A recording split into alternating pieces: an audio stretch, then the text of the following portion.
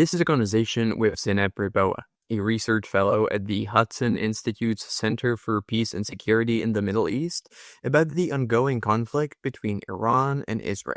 We talk about what are the real goals for Israel with this operation, whether they can succeed in completely destroying the Iranian ambition to acquire nuclear weapons, or how much damage they have already done, about what has been the role of Trump administration in all of this, and whether Trump has been in on this from the beginning, or if he's just now trying to take credit, about whether Israel is really pursuing a regime change and how likely is that for it to succeed, or how vulnerable the Iranian regime is to a domestic coup or a revolution, and what the most likely scenarios might be, and about much, much more. If you want to get more geopolitical analysis to help you filter all the noise from the stuff that actually matters, you can sign up to my newsletter, where I break down big picture geopolitical stories, trends, and patterns. It's free and you can find the link in the description. And as a reminder, the corporate partner of this podcast is Conductor, which provides software for crisis exercises for everything from cyber threats and supply chain security to hybrid warfare. And now, enjoy the conversation. So welcome to the podcast. Thank you, Dominic, for having me. So I want to talk about a lot of the details and particular aspects of the situation with the escalation between Iran and Israel. But maybe to start with first, what has been your overall impression of everything that's been happening over the past week since the beginning of the Israeli operation in Rising Lion, and basically since Israel launched the first attack? What were your thoughts? What's your overall impression, and how did that evolve over the now more than a week of it happening? Yeah, so I actually see this as like phase 3 of Israel's operation to weaken Iran, in a sense that the phase 1 started with decapitating and weakening Hezbollah. And I think that was really the catalyst for a lot of the things that happened. The phase 2, and I think it was really Syria. The collapse, because the collapse of Hezbollah in Lebanon ultimately led to the weakening of the IRGC operations in Syria, because they depend a lot on the collaboration they have with Hezbollah. And then after Syria, I think now they went for the phase 3, which is going to the head of the octopus, really. And I think that the operation has like 3 components. The first one is hitting the nuclear infrastructure. The second, and I think this is the most important part of the whole operation. It's actually the goal in many ways. The second one is decapitation strategies, an operation to actually weaken something that is called Khatim al-Anbiya of Iran, which is like the coordinator between IRGC as well as other units, and so really paralyzing the command and control. Obviously, the third one is I would qualify this as its third one, and the second one was the missiles and drones. Missiles are a big deal. They have a psychological aspect to them.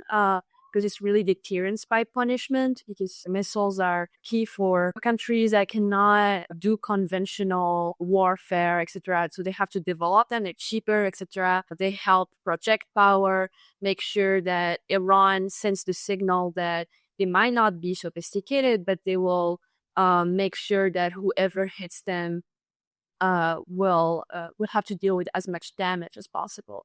So I think obviously, for the missile part, it's all about hitting them so that Iran does not have enough tools, but also hitting them so that Iran cannot send them to its proxies, especially the Houthis, who are now, I think, I'd say the really last standing proxy with like capabilities that can do real damage. But I think because of the operation that the United States they've been also weakened in that sense.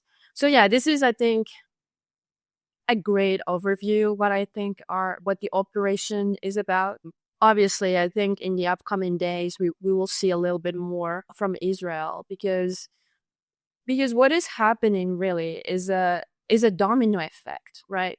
You paralyze one nerve and then it's like the whole other body just cannot function properly. Feel like the arms are not functioning, the legs are not functioning, and I think this is really happening. You can see now how the Quds forces, besiege, etc. They lack coordination. They cannot be. Also, there's I think what I think is really key here.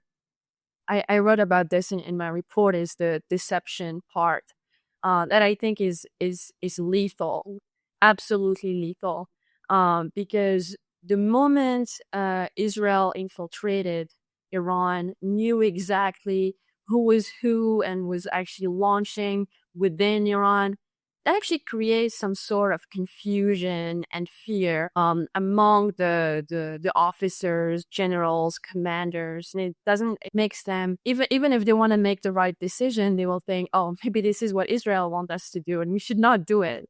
And this is, I think, a key aspect of this operation. You've mentioned that you kind of see it as the framework through which you see it is that it's a third phase of a larger operation. But why do you think that the third phase, if we would see it that way, why do you think that it has happened now? Why not, a bit later down the line or a few months earlier? Because attacking Iran in this way has been something that Israel has been clearly probably preparing for a long time and has been talking about as a possibility for years. So why now? I think there are a few reasons for that. The first one being that the United States started negotiations, and President Trump gave them a 2 month deadline, 60 days, and they were dragging their feet on it. They did not want to do it. They were not ready to make big concessions. They thought they could buy time, etc. They actually thought they could do what Putin is doing and that it would not have consequences. So this is the first one. The first part is that they misread the importance of a deadline set by the United States. And the second reason I think is quite important is that from the I would say the orthodox view is that you have to restrain Israel so that you can deal with Iran. And then you should make sure that Israel does not do any strikes, etc., does not go far, whatever that means. And the Biden administration was doing that. And Obama was doing that. Trump, not so much on his first term. And they thought that because there is this isolationist, or we should not get involved, crowd on the internet, which actually, if you check the polls, you will find that most Americans support strikes on Iran, on the nuclear facilities, etc., dismantling them. So actually, they thought that the Americans are going to restrain Israel, and Israel will never do anything. That Netanyahu will never reach us, and so they completely misread the situation. The third component is that China was really involved in these talks, especially behind the scenes. I don't know if you noticed, but the moment the Americans said that they're ready to negotiate, the Chinese called the Iranians and said, hey, we're happy to help you. We can give you advice, things of this sort. And they started talking. I think there was some BRICS meeting about it in Brazil, things like that. And they were consulting each other. China also, because of the normalization deal between Saudi Arabia and Iran, has actually also, by having that normalization deal, neutralized one of the biggest opponents of Iran getting nuclear weapons, which is Saudi Arabia. And so the Iranians thought that the Saudis, maybe the worst thing they can do now is to say that they want a nuclear weapon, but they're not going to oppose us. And they're the ones, we should worry about because of the oil, etc. They can make it worse for us. So that's the Saudis are neutralized and the Israelis will be restrained. And I think for these reasons, they miscalculated the strategic environment. They did not take seriously American demands. And I think the Israelis, and this is, I think, part of their operation, is that they understood that the Iranians did not get what was going to happen to them. And so they started a deceptive campaign that, for example, Netanyahu was going to his son's wedding on the weekend. There was a military parade in Washington. Trump was there. All of these things, it was never going to happen. And so I think they completely were blindsided.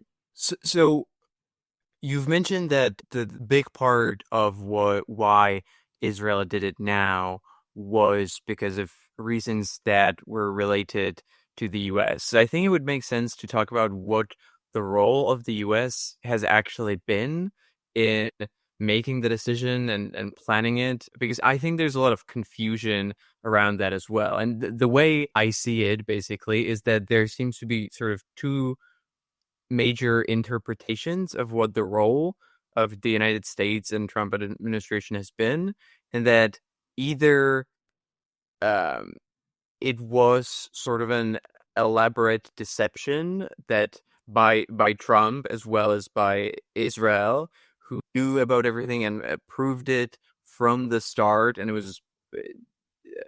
was a mutual decision, or that Trump was opposing the attack, Israel did it anyway, and now Trump is sort of shifting his position ex post to sort of take credit for an operation that is now obviously quite successful. So what's your view? How do you understand the role that the US and Trump administration played in it together with Israel?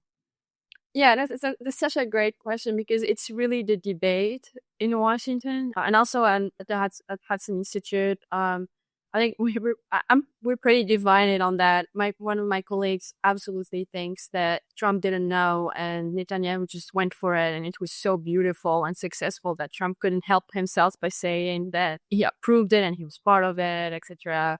And I think it's a very possible. It's a possibility. I personally think that Israelis are super careful when it comes on anything related to Iran. I'm pretty sure there was this meeting, I think, a few months ago between Netanyahu and Trump, and during that meeting, no one knows what they talked about. And was it about Syria? Was it about this? No one knows. And I'm pretty sure it was about this. And I'm pretty sure that they were closely keeping each other aware of what was happening, for the simple reason that, Israel is just very careful when it comes to these things. Especially on Iran and nuclear proliferation, they're not going to do it without keeping the president of the United States aware. But that being said, it's also very possible.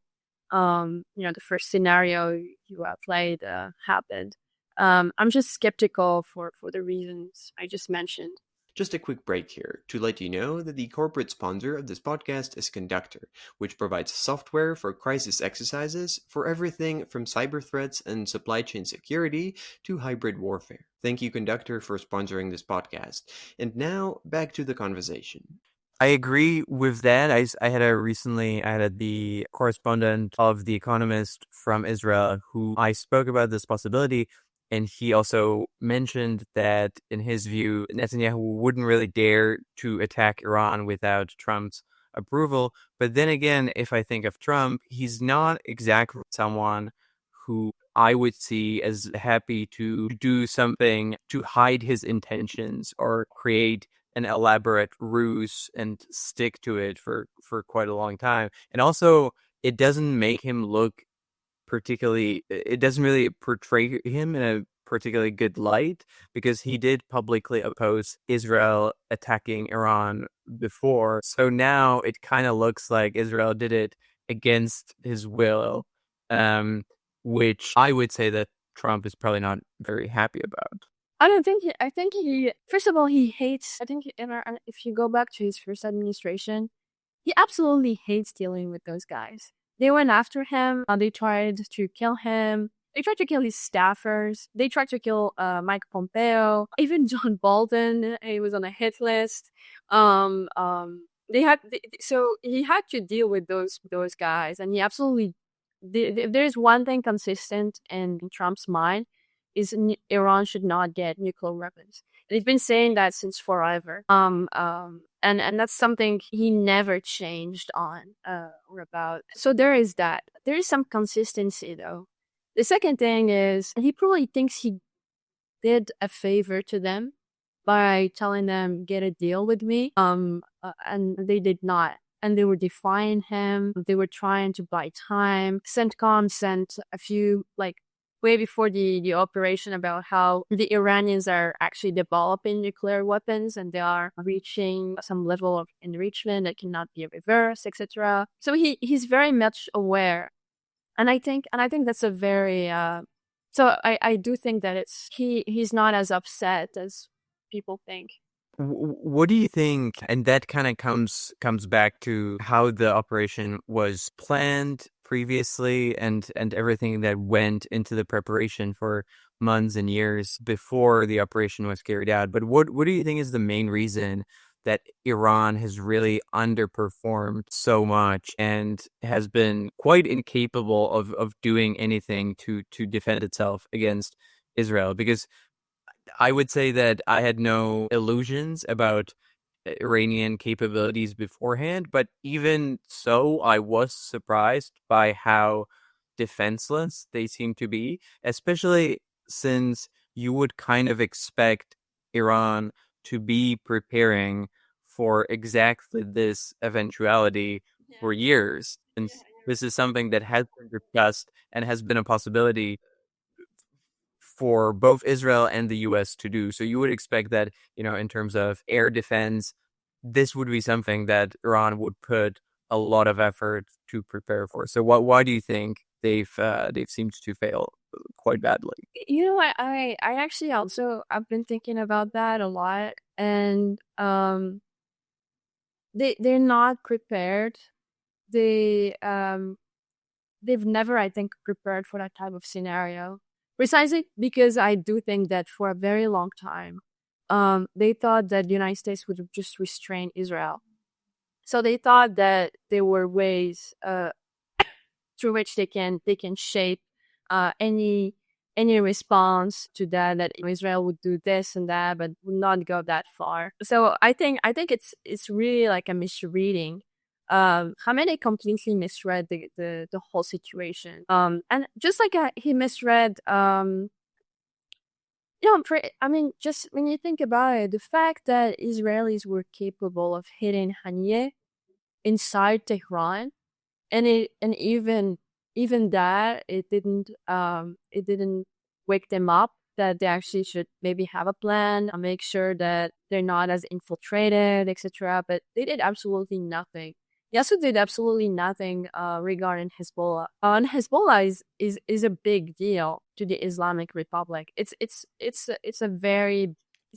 a project that they've invested resources, time, political campaigns for years, and then they just gave it up. So it just tells you how a lot of their rhetoric is actually not backed by real power. And I think, for example, there was this attack that Iran did on Israel last year in April, and that attack was a total failure.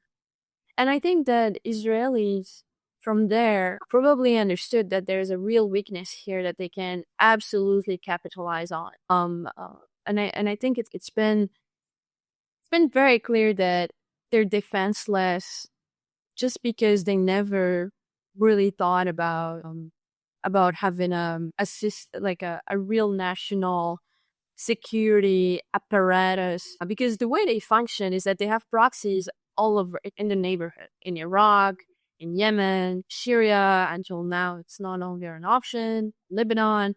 And so they always thought that the proxies are what is the most valuable and helpful in deterring their enemy, because they can just say, if you hit us, we're going to hit oil facilities of Saudi Arabia or the UAE until we just over for you. But because the proxies have been so diminished and weakened, they just can no longer do that. And they didn't have enough time to reconstruct it. That's why they were so much like rushing for nuclear weapons. So I think the timing and the planning was just screwed from the beginning. Was just bad from the beginning. So yeah, I think that's really how I've been seeing it. I think that the case of Hezbollah that you've mentioned is really interesting because it has been sort of the crown jewel in the proxy network, and they've basically refused, it seems like they've refused to take part and help Iran, although we don't know if Iran has asked them to do something to maybe attack Israel or not. What's your view on what that says about sort of their relationship between Hezbollah and Iran? Because Hezbollah still exists, it still has capabilities, it could do something. Do you think that maybe in the future they're becoming less dependent and more autonomous? Or how do you view that? So I actually think that the Islamic Republic doctrine is a revolutionary doctrine. And therefore, when the moment they look weak, their proxies, who need to export their revolution, no longer see them as reliable and that they can do it themselves. They don't need the Islamic Republic anymore for it. And in this case, because, the Islamic Republic was just so humiliated, I think Hezbollah calculated that there's just there are only net negatives with joining. Because if they join, they're actually going to get completely destroyed by Israel. Completely. I mean, now there's just like a shell. It's true that they still exist and they still can do things. But the guy, I think, who replaced Nasrallah is actually very weak. He cannot do much practically and tactically speaking. So I think they just calculated that it's not worth it. And that's I think that's the most interesting part that you just said, that why Hezbollah did not join, etc. The Houthis are still fighting though, but I don't know. I've read just reports today how they don't have enough weapons and capabilities. They lack them. They need more, and Iran just does not have at this time the capacity. It has been just completely destroyed as well. IRGC commanders who were in Tehran coordinating with the Houthis, probably some of them have been killed. So there's this problem as well, like a structural problem that they're facing, where they cannot really coordinate much with the proxies. So they cannot coordinate, cannot send enough weapons. So there is that, I think. Maybe going back to Iran and talking about the defenseless situation that he is right now. Do you expect that the air superiority that Israel has, and sort of basically complete impunity to do anything they want in Iranian airspace, do you expect that this is more of a temporary situation and eventually that will change, or that Israel can manage to maintain that for the foreseeable future until, I don't know, they run out of rockets, or if it's something that is able for them to hold in place for now, but eventually might change? Because it is good to keep in mind that the way wars look like in the beginning is not always the way that it then stays on as things progress. So I think on the air defense part, which is I think a very interesting point, is that the facilities that Israel attacked are on the northwest, but Iran has so many others in the south, and there is a possibility that they can move them from the south to the north again and start attacking Israel. That can be it's a real scenario. I think the Israelis are definitely thinking about this. And so what the Israelis are doing is that they're degrading the command control everywhere, so that even that movement, even if they want to do it, don't have the capacity to do it. There's just no one who can help them move it or coordinate with, etc. Because it's actually a lot of it demands a lot of human capital, resources to do that. So I think there is that. By the way, to go back to your first question on the Iran being defenseless, and someone pointed out to me, and I thought it was really true, that if you remember when Israelis went and stole a lot of Iran's nuclear files, etc., and they found so many things. I think it was 2018, 2017, something of this sort. With Netanyahu saying that Iran lied and he has the proof, etc. So I think the Israelis were preparing for this for a very long time. They were just waiting for when to do it, how to do it, but it was definitely a scenario that they were looking at. And Iran, I think, underestimated all the things that Israel had on them. So there is that. But yeah, I think the air defense stuff, it's definitely a very big deal. We'll see. For your second part of the question, if Israel can sustain it, it's so one of my colleagues, Jean Casapoulou, he wrote a great report, like a military assessment right after the attacks. And he said that Israel obviously has the escalation dominance, has the capacity for that. However, if it becomes a real war of attrition, etc., then the United States will have to intervene. But so far, it seems that Israel still has the upper hand. It really just it's up to them on what to finish the job, or we're having the Americans on, etc. So there's that. I think the triad of nuclear weapons, drones, and proxies is completely shattered. So it's going to be very hard for Iran to get back, as and to come back stronger, etc. I don't think it's going to happen. I generally don't think so. And you were mentioning that if it turns into an attritional war, then Israel would need the U.S. aid for it to be able to sustain it. Yeah, and I think it's an unlikely scenario. I don't think it's happening. But yeah, it's so many people are saying that for anything to happen, for even to attack one of the nuclear facilities, especially Fordo, that Israel needs the United States for that operation. I genuinely thought I was skeptical about it in the sense that yes, they actually need a lot of capabilities, etc. But there's this report from one of the brightest experts on the nuclear question, David Albright, where she said that Israel has not the capacity to take it down by itself. And I thought it was very interesting. This is why I haven't seen the Americans too involved in this. I mean, I'm pretty sure, of course, they provide intelligence, they provide a cover, they're helping Israel counter a lot of the rockets, etc., that the Iranians are hitting them with. But it seems that for now, Israel has a lot of capacity to do extreme damage at a very short time. I mean, the operation they did was like 12 hours.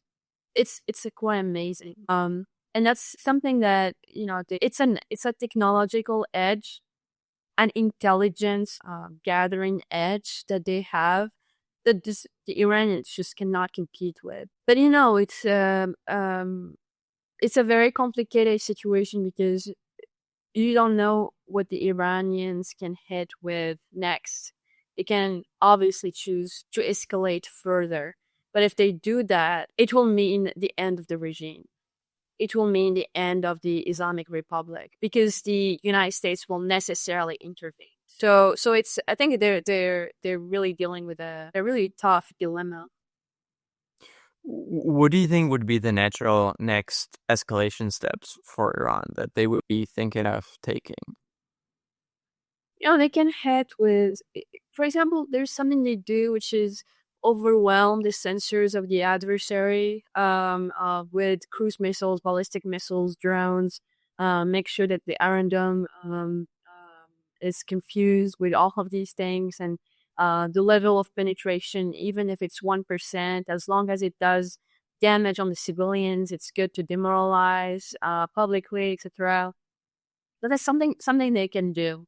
They can go further in that. But if they do it, as I said, it means that, first of all, they're not going to get a deal.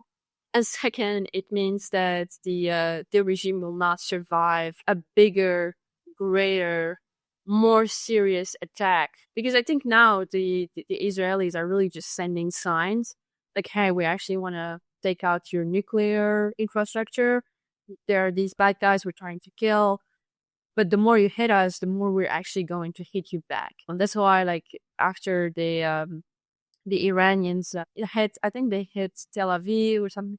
I don't remember exactly where. But and yeah, it was Tel Aviv. And right after, the Israelis completely annihilated one of the biggest buildings where where it's like the equivalent of the Mossad is for the Islamic Republic. I don't think there is an equivalent of the Mossad, but it's definitely they hit them very hard, and I think the Iranians absolutely know that. Look, there's the thing where Israel knows where Khamenei is, and they can assassinate him at a time of their choosing, and that is absolutely a disaster for them, symbolically speaking, and for so many other reasons. So I think they will try to be careful. And today I saw that they already reached out to the Germans and the British to talk about the nuclear files. I think it's like the bad cop, good cop strategy going on here. We've mentioned that one of the Israeli goals is to damage or completely destroy the Iranian nuclear program. If you look at what has happened so far, how much damage did they actually manage to do?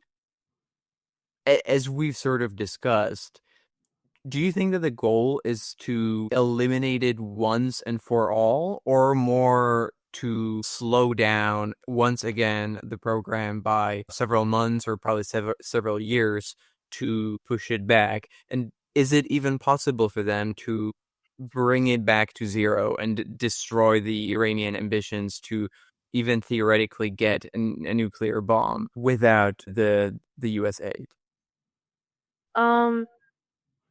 It's so, as far as I know, that Israelis have achieved most of their objectives in that operation and the ongoing operation, in the sense that they killed those scientists, etc. So they're definitely taking them back to the Stone Age when it comes to developing nuclear capabilities. They're obviously slowing them down, but I also think that the that because of the type of the targets and the key assets Israelis have hit, it will lead to a disintegration of a nuclear strategy that the Iranians have been developing. So I don't think they can come back to where they were in like a year or 2 years. I think the is not. I mean, they spend years developing all of this. So it will take them years again to do it again. So I'm not sure if saying that just slowing them down is the only reason, because it seems that they're actually hitting them so that they just don't have it anymore. There's also something that, I have this website, chinaandmina.com, where we put briefs on like what China is doing in the Middle East, and we focused a lot on Iran this month and last month as well. I've put there, and also it's from the Wall Street Journal. They reported that that China was helping Iran develop its capabilities. They were sending them chemicals that were very important to develop missiles, etc. And so it seems that the Israelis are destroying the reserves, etc., that the Iranians have been building up so that they can triple or double their arsenal. So in many ways, I do think that the goal for Israel is to make sure Iran just does not have nuclear weapons ever again and never even thinks about it. Because if it does, the same scenario we saw last week is going to happen. I think that's a clear message. So basically, and that's what I guess you mean by disintegrating their nuclear strategy, even if they don't have to destroy everything, by sending the message that if they try to get the bomb, the same thing will happen again, and it will once again push them back by several years would happen, which should be a deterrent enough by itself. Do I get that correctly? Yeah, yeah. It's a very it's a psychological game going on there, but I think that's just how it works. You need real deterrence. Just like, for example, the Israelis. I think they assassinated one of the top guys in the IRGC. He has been replaced, right? That same replacement, he just was assassinated yesterday. And it's just like the clear sign. It's like, don't try to build up what you were trying to do. We know them. We know exactly where they are. You should just give up.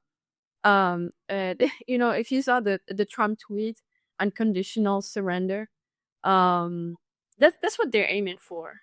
Do you think that's gonna work? Because so far we haven't really seen much willingness from Iran to surrender in any form. I understand like the logic of how that would work, and the pressure is.